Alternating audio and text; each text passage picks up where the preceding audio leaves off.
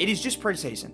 It is only preseason, but if there was one team, just one team that I wanted to see something from in preseason, mainly because this was a completely different team, it was the Chicago Bulls, and well, we saw something. We definitely saw something. Now, as I mentioned, it is just preseason. The Sacramento Kings are 9-0 in their last 9 games, including Summer League and preseason. The Los Angeles Lakers did not win a preseason game. So, let's take it with a grain of salt. But at the same time, we don't have anything else to go off with this new team, and all we've seen so far are positive things, and I want to talk about that with the Chicago Bulls because, yeah, Bulls fans should be pretty excited. You guys have been suffering for quite some time now, and it looks like that suffering might come to an end. That's all I'm going to say.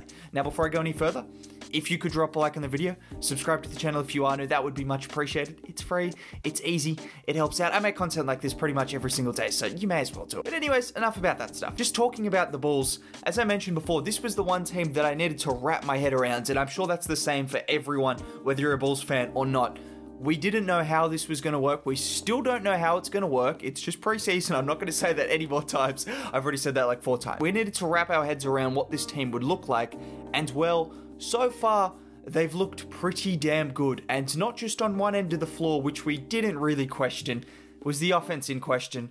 The defense has looked good, and that's where we're going to start, because we'll talk about the offense, we'll talk about the individual talent, and how it looks to be stacking up, but defensively is where the biggest question marks, at least from my opinion, were over this team, and so far, they've looked really solid on that end of the floor, and it's come from just the energy. And this is a team led by Billy Donovan. Last season, they were an above-average defense, which might surprise some people because they didn't really have any standout defensive players, but they were an above-average defense. Billy Donovan, in general, got a lot out of his defenses, so that is something that you can take promise out of in OKC. Yeah, he had some good, talented teams, but there were also some times where the teams weren't exactly crazy good defensively. Think back to that Chris Paul time, and he got the best out of them defensively. Sometimes we forget, like, the coach makes a big difference, and Billy Donovan is a pretty damn good coach. He's a lot better than Jim Boylan, that's for sure. But you've got guys like DeMar DeRozan, who was a pretty bad defender in San Antonio. Let's not sugarcoat it. He was a pretty bad defender. He's looking a lot more engaged, which isn't surprising. This is a team that he wants to be on, so if he wasn't going to give full energy defensively, would that make any sense? But he's doing that, so credit to him so far. He's looked good defensively, and that's an improvement. You've got the guards. The 2 guys they've brought in have been huge for them. This is where it starts, in my opinion, because it's all about energy. They do not have a very talented rim protector. They don't. It's Nikola Vucevic. He's not that good as a rim protector. We know that. He's not the Rudy Goberts, the Bam Adebayos, the Draymond Greens, any of those guys, Anthony Davises. He is nowhere near that. And that's why those teams are probably still going to be a level ahead defensively.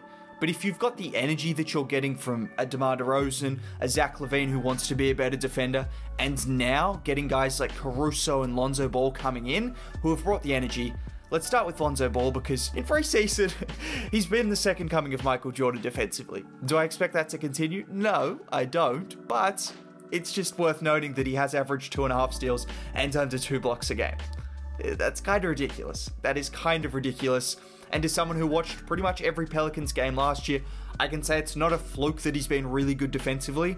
Those numbers, yeah, they're a little bit crazy, but in terms of last season, on a team that was a rabble defensively for a number of reasons, just did not work, Lonzo was consistent. He gives you energy, he's switchable, he'll take on multiple positions, he's smart, he's in the right spot at the right time. Caruso as well.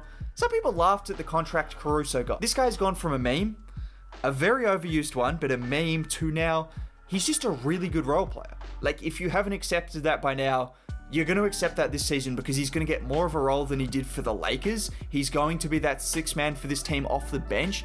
And so far, you're seeing what he can do offensively, which is provide a little bit of a spark. Defensively has been his calling card at least the last couple of seasons, and it hasn't really changed so far. He was great for the Lakers. I remember Frank Vogel saying he could have been an all-defensive player, which he is in that mix. That's the kind of defensive intensity and energy and just the overall impact you're getting from Caruso. So to have him in the lineup, obviously he's not a starter, but he's still going to be playing 25 to 30 minutes a night. Just getting that kind of energy from your guards, it really trickles down, and then you have a good system, a good coach, not to mention Patrick Williams. does have potential to be a great defensive player. I don't think you can put all of that pressure on him in his first season, which is why I was questioning this team, because on paper you look at it and you may be like, Patrick Williams might have to be their best defender just because of his position and his versatility and the guys he's going to need to go up against. But if you can get just a little bit out of everyone, DeRozan and Vucevic and all of these guys buying into the system, they could be solid. They're not going to be an elite defense. I'm happy to be proven wrong, but they're not going to be an elite defense because you've got guys like Rudy Gobert, Anthony Davis, Giannis, and you can't do anything against that when you're a team like Chicago. But if they can give effort and be an above average defense, maybe a top 10 defense, well then that's fantastic because this trickles into their offense. And one more thing on their defense, which actually segues into their offense, they're getting out in transition, they're getting turnovers, they're forcing steals, they're forcing missed shots. And when you've got Lonzo, you've got Zach Levine, you've got Alex Caruso, DeMar DeRozan, these guys can get out in transition and play at a fast pace. And you're seeing that, you're seeing them force the turnovers, and that helps their offense as well. So defense isn't all about defense, it's about offense as well. I know, crazy theories out here, but that is a fact, and they've looked really good on both ends of the floor. And just talking about offense, it's not rocket science. They brought in DeMar DeRozan, Lonzo Ball, Vucevic is going to be more acclimated to the team, and Caruso is going to come off the bench, who's not the biggest offensive spark, but those guys in himself, not to mention Patrick Williams, is still getting better heading into his second year, and Zach Levine looks like he just becomes a better scorer every single time you see him. That man is lethal.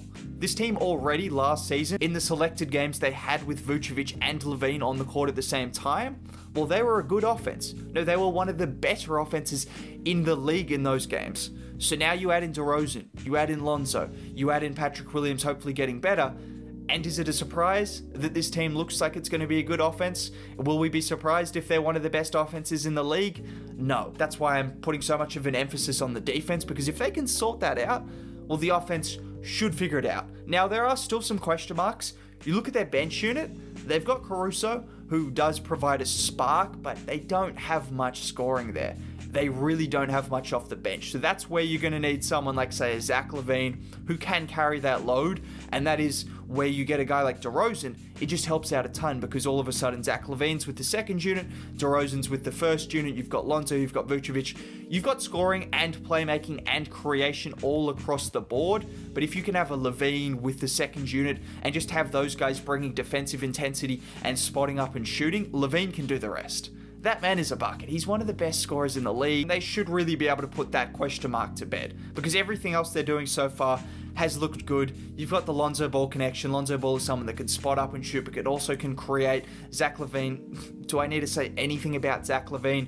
Vucevic has been a walking 20 and 10 for pretty much his entire career now. It seems like DeMar DeRozan does what DeMar does. That seems really simplified, and obviously as the season goes on, we'll get more of an understanding of what this team is really making a name for themselves offensively, whether it's getting out in transition, what it is. We're going to see that in full effect, but as of right now, you look at the talent and it's working. But the defense has been the most impressive part, and if they can keep this energy up for the entire season, well then they could be a top seed in the East because we know the offensive talent is there. There's no question marks over that. They just need to keep that energy because they're not blessed with as much talent, as I mentioned, as those other teams. They're going to need to bring the energy, and so far, so good. That's all I needed to say about this Bulls team. It's been exciting so far, Bulls fans. You should be excited because, yeah, they do deserve it. You do deserve it because it has been a long time.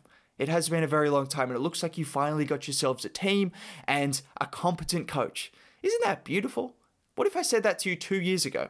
That you would have a team and a competent coach? You wouldn't have believed that because you were so far from that. You're not anymore. So have a good day.